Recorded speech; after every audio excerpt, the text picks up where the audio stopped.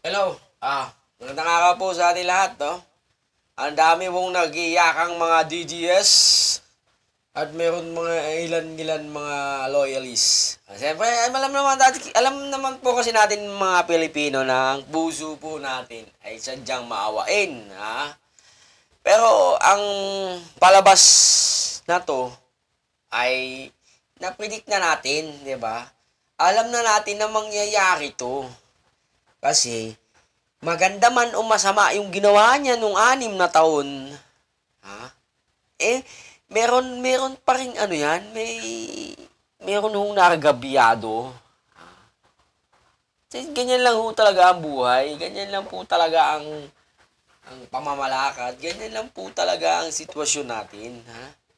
Kung marami kang naragabiyado at merong probable cause yung iyong ginawa, at alam mo sa sarili mo rin na meron nga. Kasi sabi niya, kung meron man magreklamo, sa akin lahat yan. Aakuhin ko, sabi niya. Kung ipapakulong man nila ako, go ahead. O, di ba? Alam niya yun. So, etong si Digong, ano lang siya, easy nga lang siya, Ha?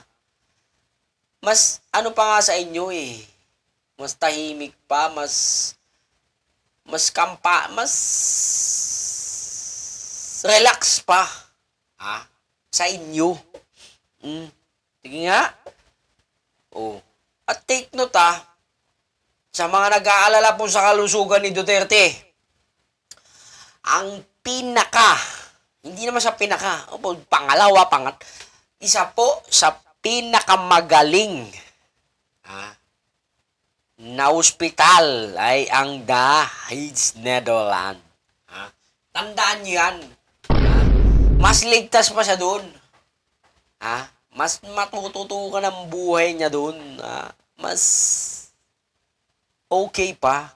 Kasi wala naman sa sakit Ano bang niya doon? Wala naman sa sakit. Mas matututukan pa ang kalusugan niya doon. Kaya, huwag kayong OA. Ang isa sa pinakamagaling na hospital ay ang nandun sa the Netherlands. Kaya, tigil-tigilan nyo mga DDS, at alam na niya ni Duterte. Sabi nga niya, pinaghandaan niya So, ewan ko kung handa siya. Diba? Ang na lang doon, dalawin nyo. Kagaya na rin ng mga Pilipinong nakukulong doon sa ibang bansa, dalawin nyo. Okay? Ayan dalawin nyo na lang sa The Netherlands. Marami naman kayong pera sa pamilya niya. Pero yung mga GG na tantonik na mag-people power daw, nasa na? Where is he? Diba?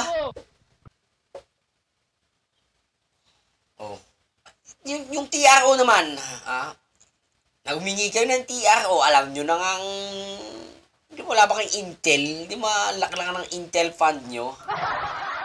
Alam nyo na nga, na may darating ng warrant, hindi pa kayo humingi.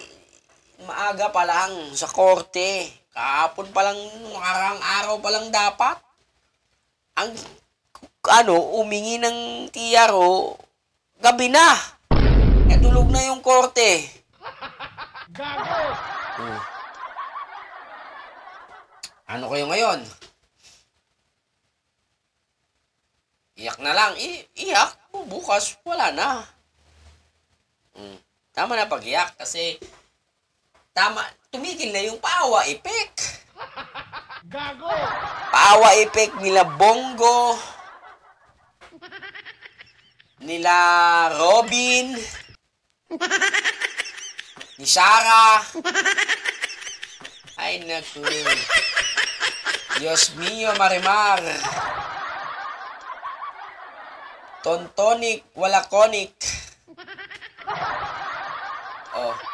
Sitting pretty pa nga yung matanda. Sige, di silpong pa si Mildel Jaya.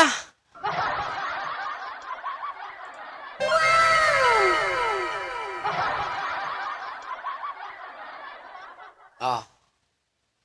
Ano ngayon ang gagawa natin, di ba? Oh. Oh. Kino-question yung ibinigay ang mga Pilipino sa isang dayuhan. Putang ina eh. Muntik nyo na nga ibigay ang Pilipinas sa mga dayuhan. Mga leche kayo. Mas may gana kayong magsalita ng ganyan. Pilipinas yung binibenta nyo. Pilipinas yung pinapamigay nyo. Gagawing probinsya ng China. Ay, naka ng dete. Kanya-kanya tayong pananaw, kanya-kanya tayong paniniwala, kanya-kanya tayong talas ng pag-iisip. Kaya, doon na lang kayo maglaban-laban sa ICC, International Criminal Court. Nandun yung kampo ni Duterte, nandito na nga yung mga abogado niya, oh, si Medaldea, oh, susunod si Panelo, si Silvestre Bello, iba-iba. Si Torion. Oh. Dapat kasi pinalabas nyo muna si Kibuloy para sabi niya, stop! Diba?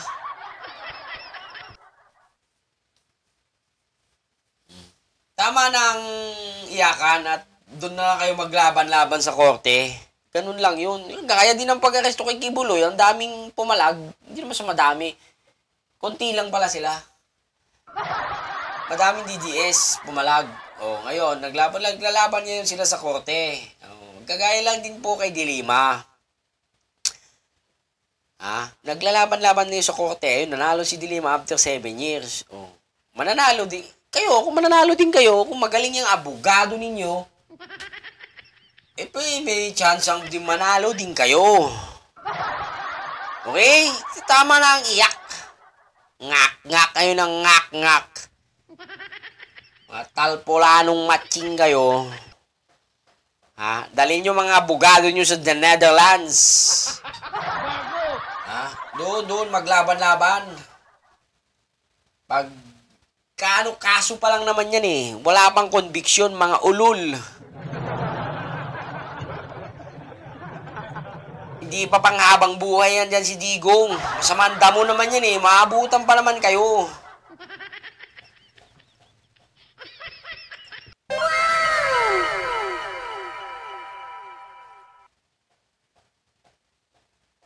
Naabutan pa kayo. Masamanda mo yan. Promise. Mas makamauna pa nga kayo dyan eh.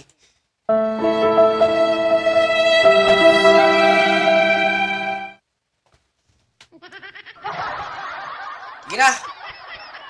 Talpola ng mga DDS na hindi marunong mintindi sa batas.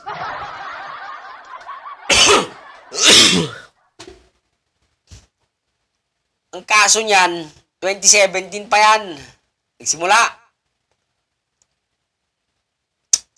Kaya wag kayong maninisi kung sino-sinong kinisisi nyo. Sisihin nyo mga sarili ninyo, mga talpolano. Sisihin nyo si Sarah, si Mary Grace Piatos.